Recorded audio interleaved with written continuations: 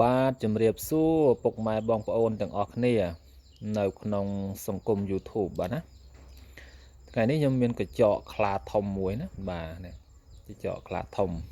បាទរបស់ចាស់គាត់គ្រប់ថែរក្សាបាទកញ្ចក់ខ្លាធំបាទកម្ពស់មកដល់នេះបាទណាពីចុងកញ្ចក់នេះមកដល់គល់កញ្ចក់នេះ7ហ៊ុនគាត់បាទ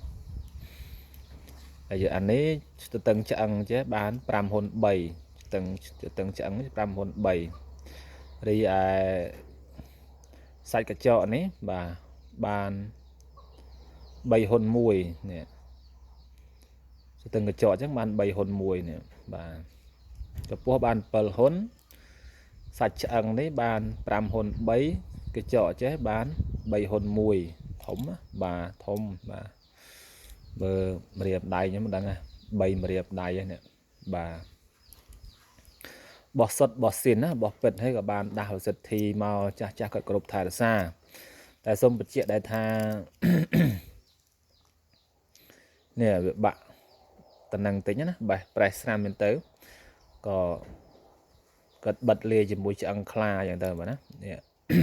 បាទគេហៅប៉ះដើម្បីឲ្យជាប់ជាមួយនឹងទៅបាទណាជាប់នឹងប៉ាន់តិចហ្នឹងនេះស្នាមប៉ះណាហ្នឹងហើយដើម្បីស្រោបទៅឃើញស្អាតណាបន្តិចហ្នឹងទេបាទទៅនេះ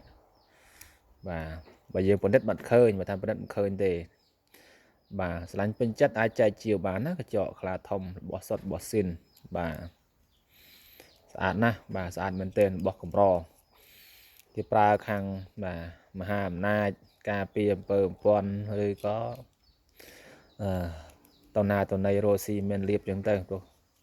កញ្ចក់នេះជាសម្រាប់ចាប់ណាចាប់ចំណីចាប់អាហារចឹងទៅបាទ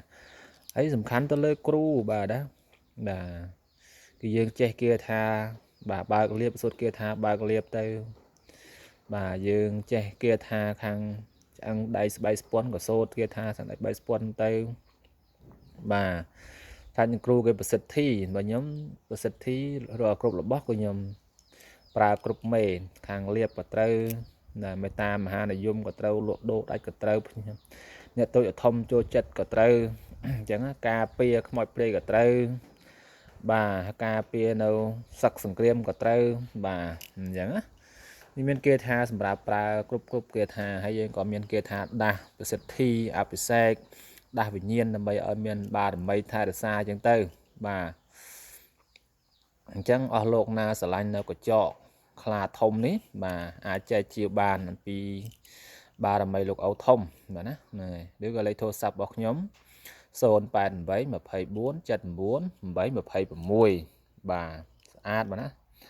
សុតស៊ីនតែម្ដងបាទអ្នកដែលបានមើលសូមឲ្យមានលាភមានជ័យហេងទាំងអស់គ្នាបាទសាធុ